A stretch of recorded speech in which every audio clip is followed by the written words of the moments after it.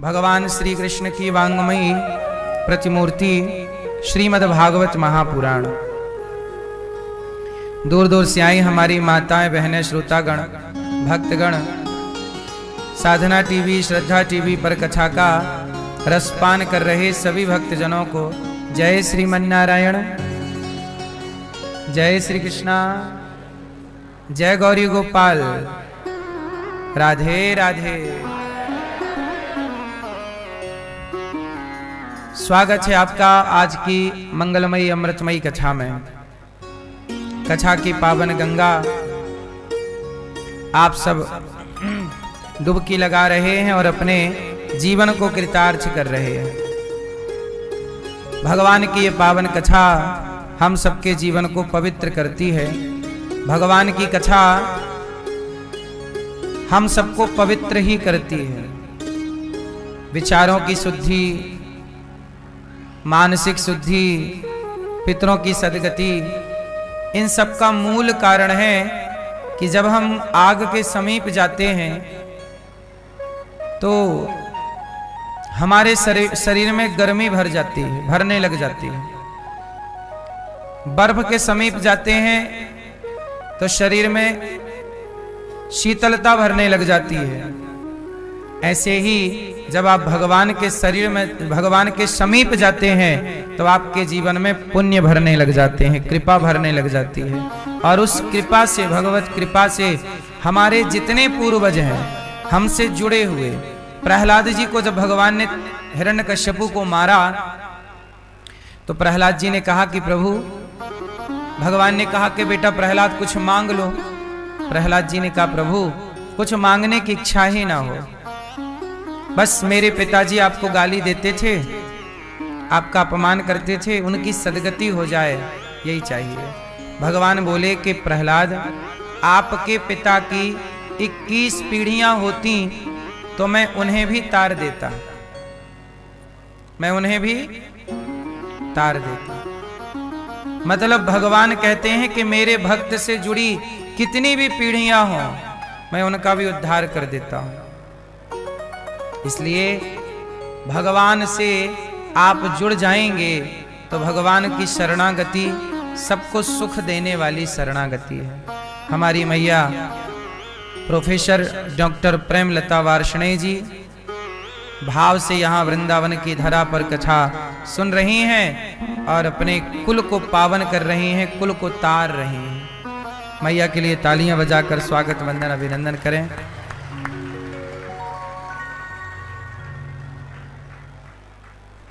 मैया प्रोफेसर हैं, ना जाने कितने बच्चों को पढ़ाया, कितने बच्चों को उनका सही मार्ग दिखाया और अब कितने बच्चों का भविष्य संवार के सुधार के मैया अब अपने सांसारिक जीवन से, सांसारिक जीवन के सारे कर्तव्य इन्होंने पूरे किए। हर व्यक्ति के दो कर्तव्य होते हैं, एक जगत का कर्तव्य और एक जगन्नाथ का कर्तव्य। जगत के कर्तव्य भी मैया ने पूरे किए और आध्यात्म का कर्तव्य भी, भगवान की शरणागति का कर्तव्य भी मैया पूरा कर रही हैं। हम सबको भी ये ध्यान रखना चाहिए कि हम दोनों पांव वाले हैं, दो पांव वाले हैं। एक पांव है जगत, जगत में कामयाब होना, जगत की ओर परिवार, और जगत में दो चीजें हैं, परिवार और व्यापार, परिवार और व्यापार। तो जगत में रह कर के परिवार व्यापार को मैनेज करना, ये एक पांव है। और दूसरा चरण है कि जगत में रह कर के अपनी भक्ति को, अपने कल्याण को भी बैलेंस करना, मैनेज करना। तो जगत और जगन्नाथ दोनों को मैनेज कर लिया तो वही दौड़ पाएगा, ईश्वर की शरण में पहुंच पाएगा। एक को मैनेज किया, आजकल लोग क्या मैनेज करते हैं, जगत को मैनेज कर लिया, पत्नी बच्चे परिवार संसार में नाम पैसा कमा लिया, पर जगन्नाथ को अपने कल्याण के साधन ना कर पाए। एक मैनेज हुआ, दूसरा मैनेज नहीं हुआ। और याद रखिएगा, आप 9वीं 10वीं पढ़ें, 7वीं 8वीं पढ़ें तो आपने देखा होगा कि हम जब पढ़ते थे 10वीं क्लास, तब हमारे स्कूल में 6 सब्जेक्ट थे। अब बढ़ गए हो तो राम जाने, अब कितने हैं, अब ज्यादा हैं। जब हम पढ़ते थे तो 6 सब्जेक्ट हुआ करते थे, अभी भी 6 हैं। तो हर सब्जेक्ट में कम से कम 33 नंबर चाहिए। हर सब्जेक्ट में कम से कम कितने नंबर चाहिए? 33 ज्यादा से ज्यादा फिर आप 100 के 100 ले आओ, वो अच्छी बात है। अब मुझे एक बात बताइए कि 6 सब्जेक्टों में एक सब्जेक्ट यदि आपने नंबर कम लाए तो पास होने की संभावना है।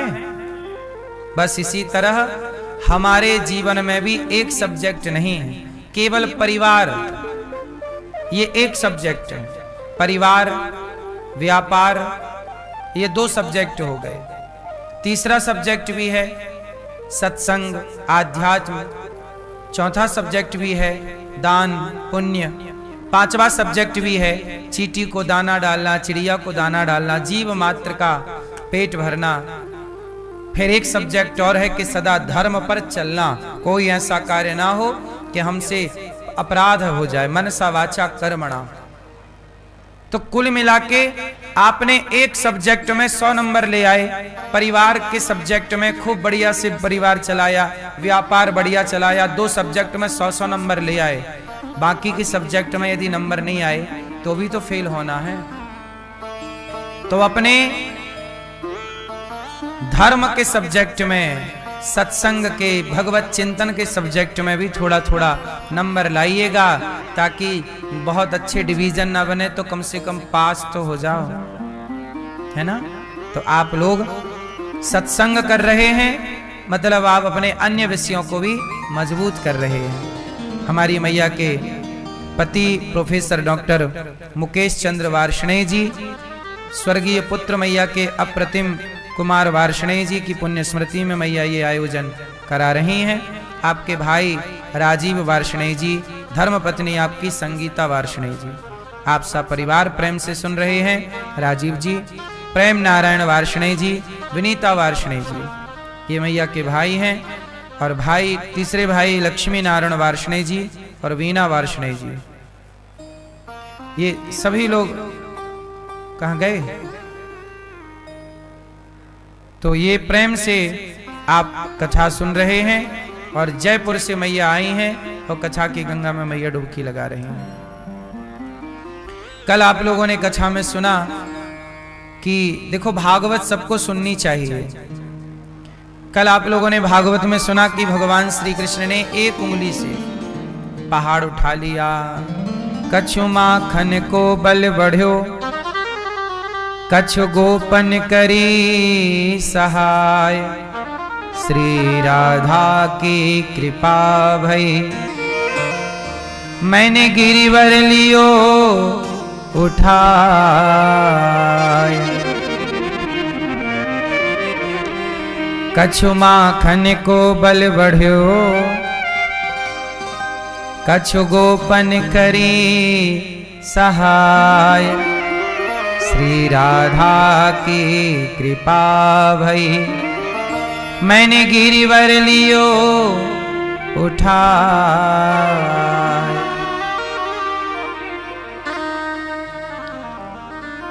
तो देखो, कछु माखन को बल बढ़्यो, कछु गोपन करी सहाय। अच्छा ये बताओ, पहाड़ किसने उठाया गिरिराज जी को? क्यों? मैया। किसने उठाया? भगवान ने। और जब भगवान ने गिरिराज जी को उठाया तो ग्वाल वालों ने भी कंधे लगा दिए, लाठी डंडा लगा दिए। भगवान से कहा ग्वाल वालों ने, लाला थोड़ा तुम खा लो। क्यों? तुम खा लो, हम पहाड़ को थामेंगे। भगवान बोले, तो क्या आपने पहाड़ को थाम रखा है? ग्वाल वालों ने बोला, तो दारी के कत्ते ने पहाड़ उठा रखो सारो।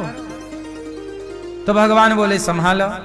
हल्का सा नीचे की उंगली, सारे लाठी डंडे टूट गए। ये छोटी सी कहानी ये सिखाती है कि भगवान ने पहाड़ उठा रखा है गिरिराज जी को, पर ग्वाल वालों को ये अभिमान हो गया कि हमने भी लाठी डंडों का सहयोग किया है। कई बार आपको लगता है कि हमने भी कुछ किया है, हमारा भी सहयोग है। सच बताएं, कई बार आपको लगता है कि जिम्मेदारी का पहाड़ हमने उठाया है, लेकिन बहुत ध्यान से सुनने पर समझ में आता है कि जीवन की प्रत्येक जिम्मेदारी हमने नहीं उठा रखी।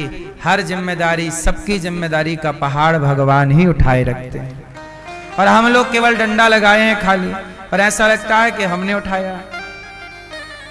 बात समझ में आई कि नहीं? मैया, ओ मेरी माँ, सुन लो मेरी माँ। हमें लगता है कि ये काम हम कर रहे हैं, भगवान ने पहाड़ उठा रखा है, हम सबके जीवन का भार किसके पास है?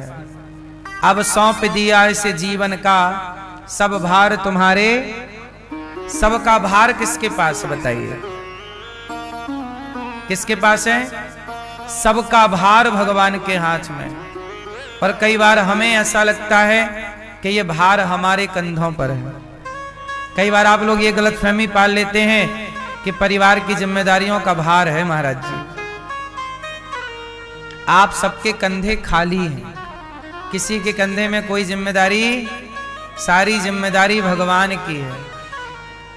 करते कराते वही हैं, लेकिन हम सूक्ष्म अभिमान लिए बैठ जाते हैं, हम कर रहे हैं, हम कर रहे हैं। सही है?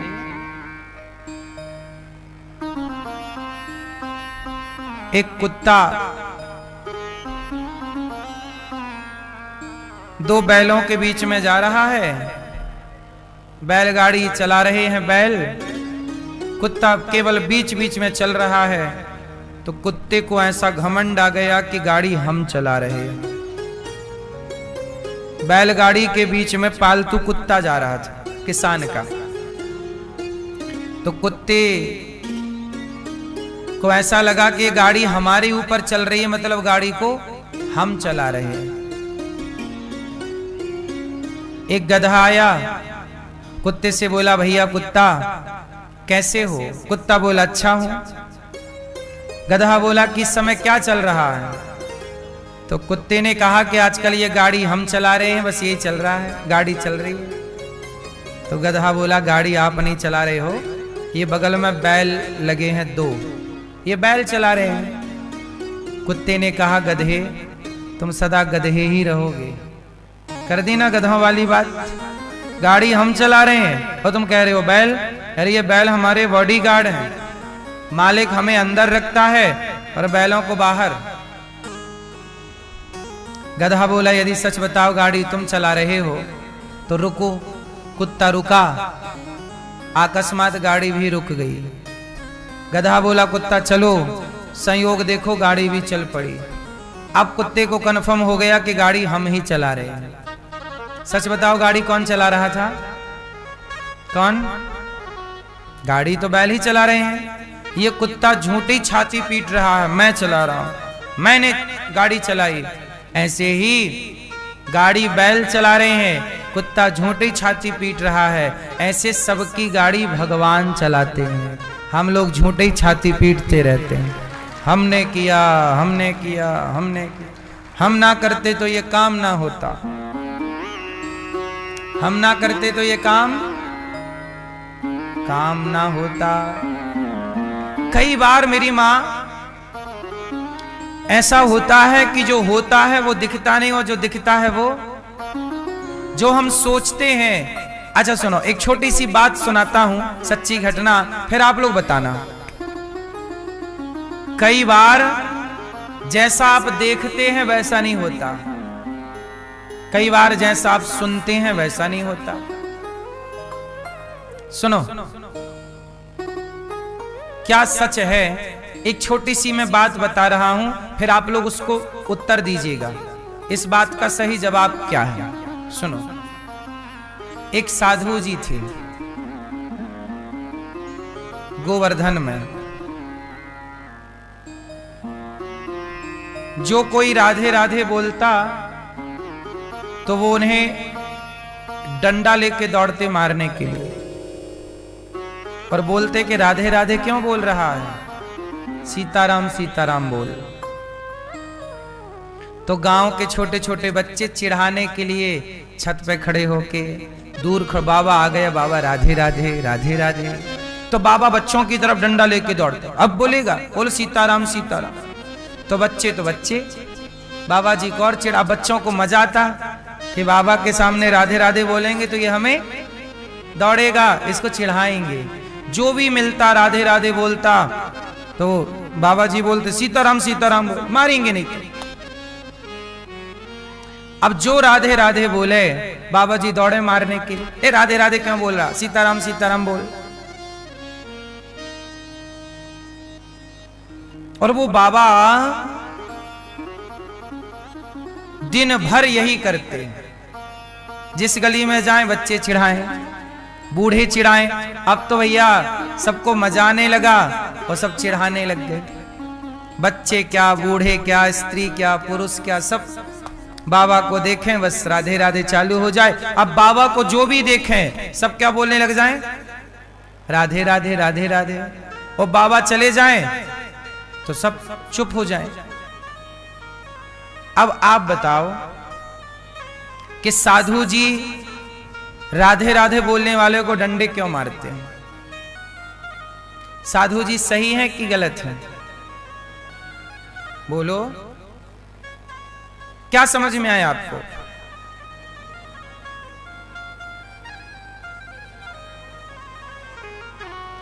साधु जी से बोला गया कि महात्मा जी आप ऐसा क्यों करते हो, जो राधे राधे बोलता हो उसे डंडे से मारना क्यों चाहते हो आप?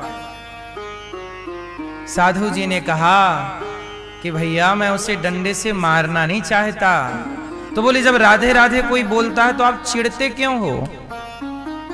साधु जी बोले मैं चिढ़ता भी नहीं हूं। तो बोले दिखता तो यही है।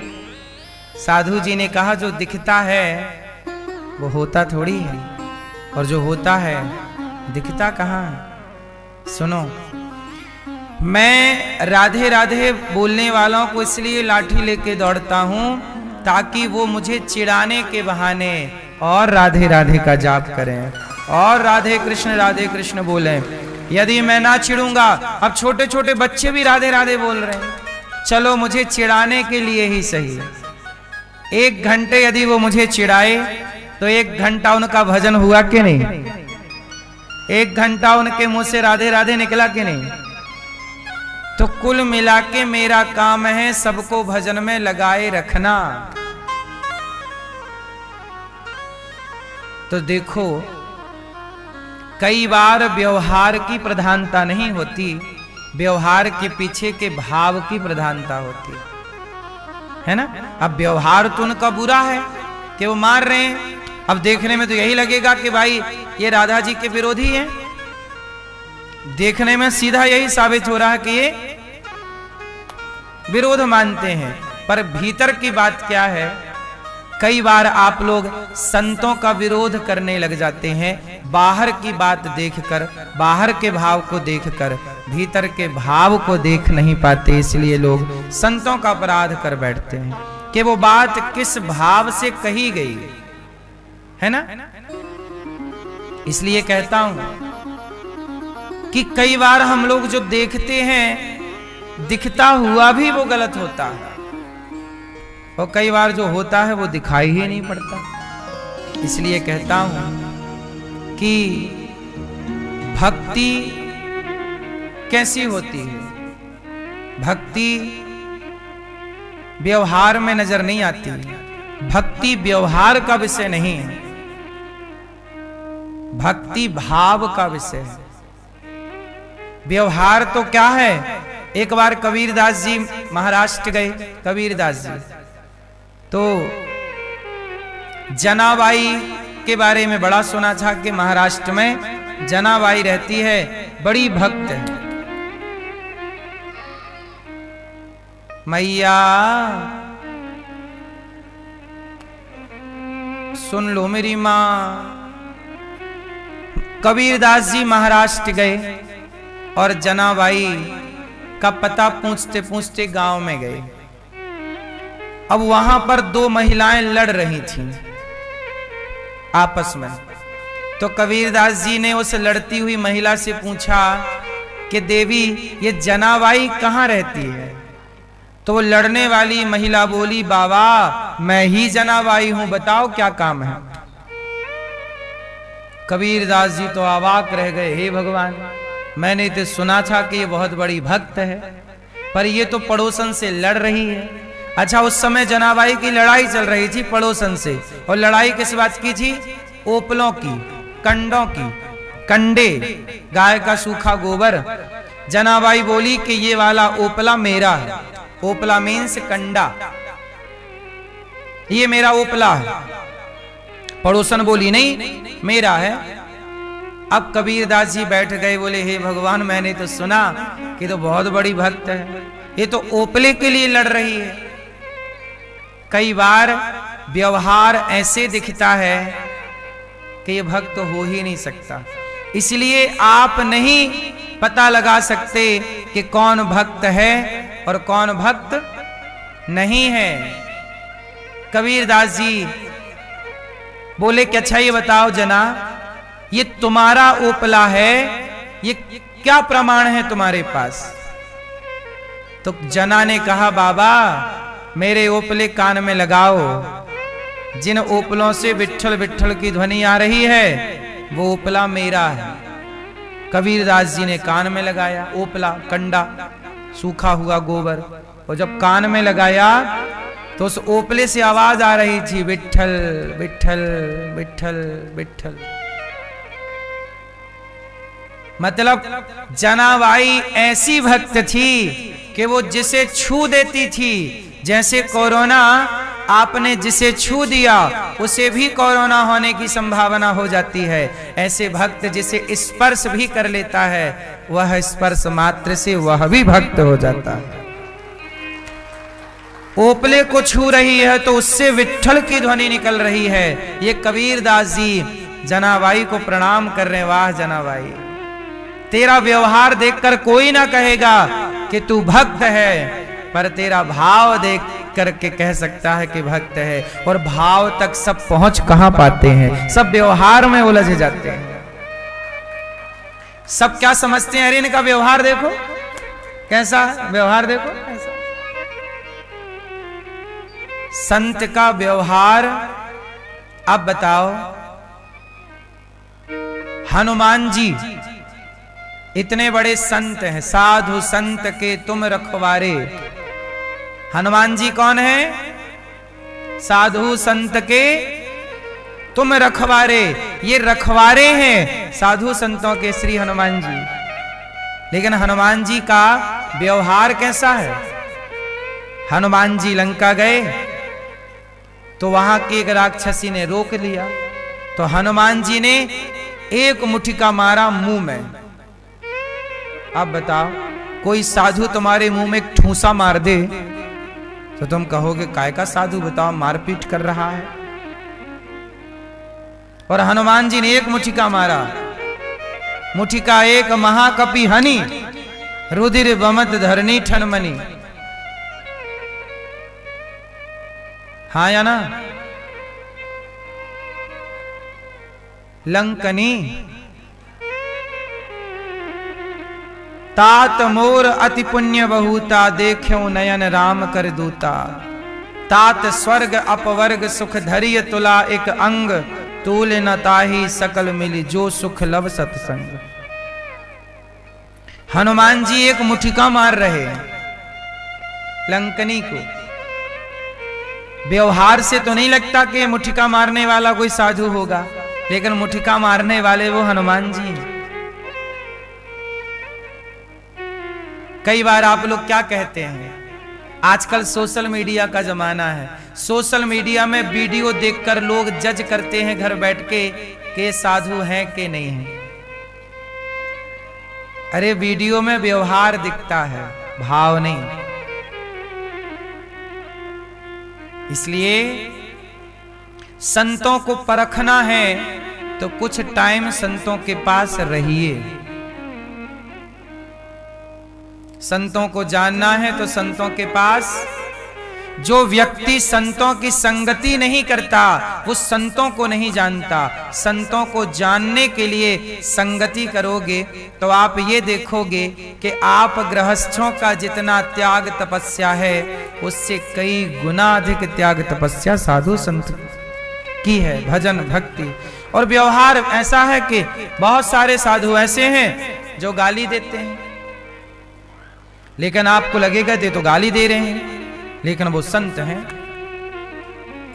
इसलिए आप ये पता नहीं लगा सकते कि कौन साधु है कौन असाधु है। इसलिए मैं आपको एक सीधा सा सिंपल सा एक उदाहरण दे दूं कि कोई भी क्यों ना हो, हर व्यक्ति को आप साधु के रूप में ही देखा करो, ना जाने किस रूप में।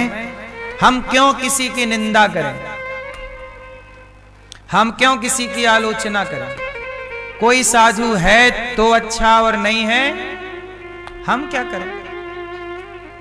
आप अच्छे हैं तो अपने लिए, आप बुरे हैं तो अपने लिए। हम अच्छे हैं तो अपने लिए, बुरे हैं तो अपने लिए। इसलिए साधु संत क्या कहते हैं, बुरा जो देखन मैं चला, बुरा ना मिलिया कोई, जो दिल खोजा आपुना हमसे बुरा ना। मेरी मां, भगवान ने सारे ब्रजवासियों को, नंद बाबा को वरुण देवता ले गए, बाद में भगवान जाकर छुड़ाए। सारे ब्रजवासियों को वैकुंठ का दर्शन कराया। और ये सारी बात हमने केवल इसलिए बताई कि आप भक्तों को नहीं पहचान सकते। कई बार आप अपनी पड़ोसन को देखते हो, पड़ोसन तो बड़ी माला पहनने लग गई, तिलक लगाने लग गई, आप क्या बोलते, बड़ी भक्त बन रही है, बड़ी मीराबाई बन रही है। आप उसे ताने मारने लग जाते हैं, आप उसकी निंदा करने लग जाते हैं। आजकल लोग फ्री में पाप कमा लेते हैं। फ्री में क्या कमा लेते हैं? अरे आपकी पड़ोसन यदि मंदिर जाने लग गई, कीर्तन करने लग गई, तिलक लगाने लग गई, भगवान का चिंतन प्रेम करने लग गई, तो ये तो अच्छी बात है ना। वो शराब तो नहीं पीने लग गई, वो सिगरेट बीड़ी तो नहीं पीने लग गई, वो गलत काम तो नहीं करने लग गई। तो जब अच्छे काम करने लग गई तो आपको प्रसन्न होना चाहिए, आपको भी अच्छे काम कर लेना चाहिए। लेकिन आज कोई अच्छे काम करे तो लोग मजाक उड़ाते हैं, और क्लबों में जाके नाचें तो लोग कहते हैं इंटेलिजेंट हैं, बड़े पढ़े लिखे हैं, बड़ी सोच वाले हैं। पराये पुरुष के संग नाचे, पराई स्त्री के संग नाचे तो उसे लोग कहते हैं खुले दिमाग का है। आग लगे तेरे खुले दिमाग में। व्यभिचार को तू खुला दिमाग समझता है क्यों? पराई स्त्री के संग नाचे, पराये मर्द के संग नाचे तो लोग क्या बोलते हैं? खुले दिमाग का है। आज की जनरेशन है। और यदि सत्संग करे, पूजा करे, भगवान का चिंतन करे, सच बोले, धर्म पर चले, अरे ये तो पुराने जमाने के लोग हैं। कुत्ते की पट्टी उठाए तो खुले दिमाग की, और गाय का गोबर उठाए तो पुराने जमाने की घिसी पिटी सोच। बदल गया संसार। क्यों?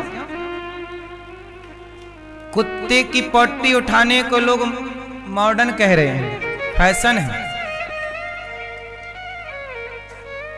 तुम्हारी दादी अम्मा गाय की सेवा करती थी और गाय का गोबर उठाती थी। आज के लोग ना, आज की जनरेशन गाय के गोबर से कहते हैं बदबू आती है, और कुत्ते की पट्टी ये बिस्तर पे करा लेते हैं, शायद इनको खुशबू आती हो उससे। क्यों? हाँ या ना? बदल गया संसार। देख तेरे संसार की हालत क्या हो गई भगवान, क्या से क्या हो गए देखते देखते। गाय से कुत्ते तक पहुंच गए।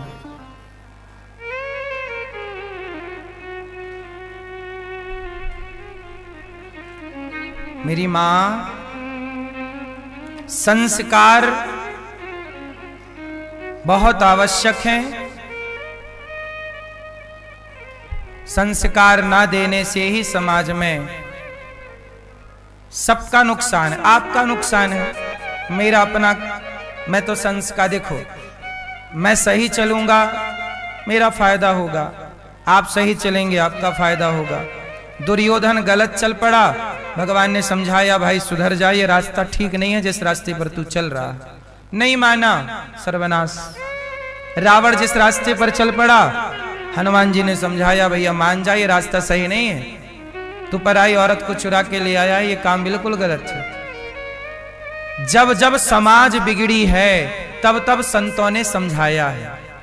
रावण को हनुमान जी ने समझाया, दुर्योधन को भगवान कृष्ण ने समझाया।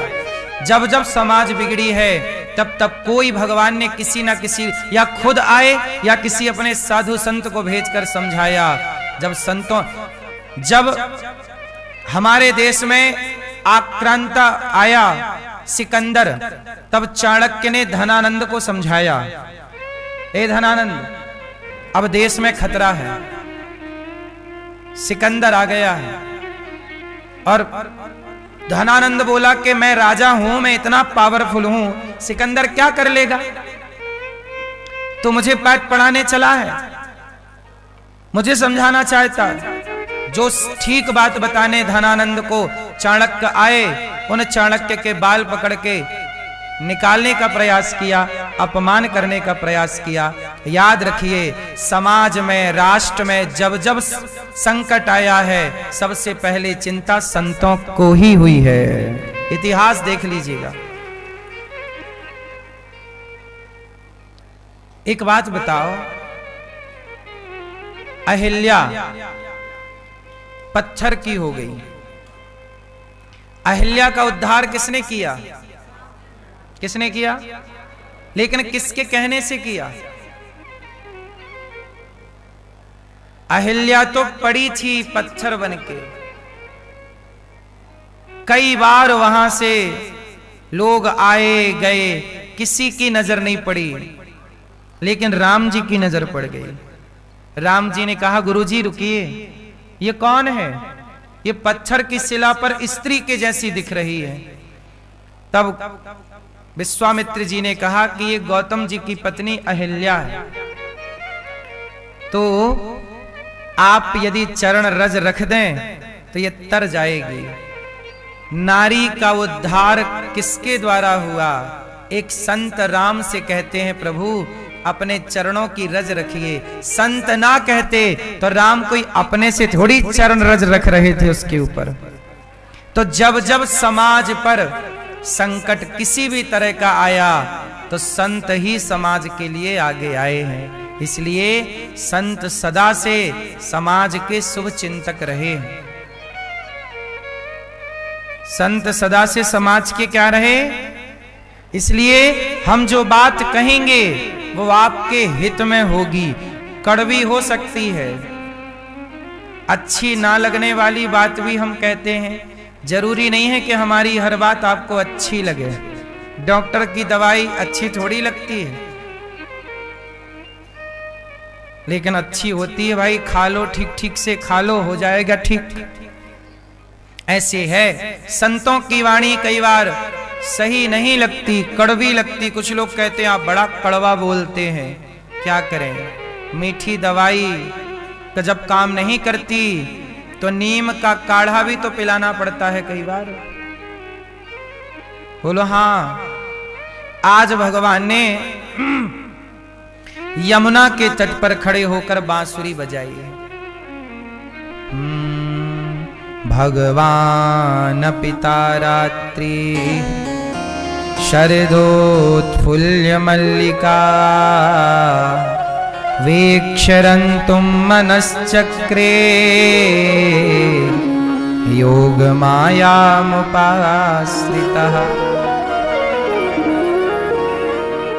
भगवान पिता रात्रि शरदोत्फुल्य मल्लिका वीक्षरन्तुं मनश्चक्रे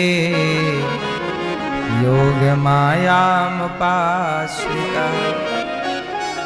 आज भगवान ने यमुना के तट पर बांसुरी बजाई और आज गोपियों को बुलाकर भगवान गोपियों के मध्य रास रचाने का संकल्प लेते हैं। निशम्य गीतम तदनंग वर्धनम ब्रजश्रियः कृष्ण गृहीत मानसा आजग्मुरन्योन्यमलक्षितोद्यमा सयत्र कांतो जवलोल कुंडला। आज भगवान ने गीत गाया, गोपियों को बुलाया, आओ आओ, क्लीम बीज मंत्र छोड़ा। गोपियां काम कर रही थीं, भगवान बांसुरी बजा रहे हैं और शाम का टाइम है, गोपियां काम कर रही हैं। कोई गाय दौह रही है, कोई झाड़ू लगा रही है, कोई पोंछा लगा रही है, कोई बच्चे को दूध पिला रही है, कोई भोजन पका रही है, कोई काम पति की सेवा कर रही है। हर सखी अलग अलग काम कर रही थी और तभी सबके कानों में बांसुरी सुनाई पड़ी। और बांसुरी भी ऐसी मानो कृष्ण बुला रहे हैं। राधा, ललिता, विशाखा, चंपकलता, सुदेवी, सारी सखियों को भगवान ने बुलाया। गोपियां अपने सारे काम को स्थगित करती हैं, छोड़ती हैं और बुला रहे हैं कृष्ण तो दौड़ जाती हैं। कृष्ण बुला रहे हैं, काम को छोड़ दिया। क्यों? भगवान बुला रहे हैं। काम जरूरी है। कितना कितना जरूरी है काम? क्या कोई भी काम भगवान से अधिक जरूरी है? काम जरूरी है, ये बात सही है। क्या भगवान से जरूरी काम है? हैं? आप लोग काम को इतना जरूरी समझने लग गए हैं कि आपके बगल में एक मंदिर है, शाम के समय मंदिर में आरती होती है। आजकल आरती जब होती है तो मंदिर में इलेक्ट्रिक घंटा लगाया गया है। बटन दबाओ, वो घंटा अपने से बजता है, टन टन टन टन टन टन टन टन टन। हाँ या ना? इस तरह की कमी आ गई है कि मंदिरों में अब कोई घंटा बजाने वाला सनातनी नहीं पहुंचता। यदि मंदिरों में घंटा बजाने वाले लोग समय से पहुंच के अपनी घंटी बजाने की जिम्मेदारी निभाते तो इलेक्ट्रिक घंटा लगाने की क्या जरूरत थी? बोलो हाँ कि ना? हिंदुओं, सनातनियों, मुसलमान आज भी 5 बार अपनी नमाज करते हैं। छोटे छोटे बच्चे भी उनके नमाज करते हैं, लेकिन आपने मंदिर जाना भी छोड़ दिया। कैसे आप सुरक्षित रहोगे? इसलिए आपने बहुत पहले एक गीत सुना होगा, मंदिर सूना सूना रहेगा, भरी रहेंगी मधुशाला, पिता के संग भरी सभा में नाचेगी घर की बाला। ऐसा कन्यादान पिता ही कन्या का धन खाएगा, रामचंद्र कह गए सिया से, ऐसा कलयुग आएगा। मंदिर सूना सूना रहेगा, मंदिर सूना रहेगा, भरी रहेंगी मधुशाला। ये मधुशाला क्या है? क्या? नाचने वाली कहीं आए तो भीड़ लग जाती है।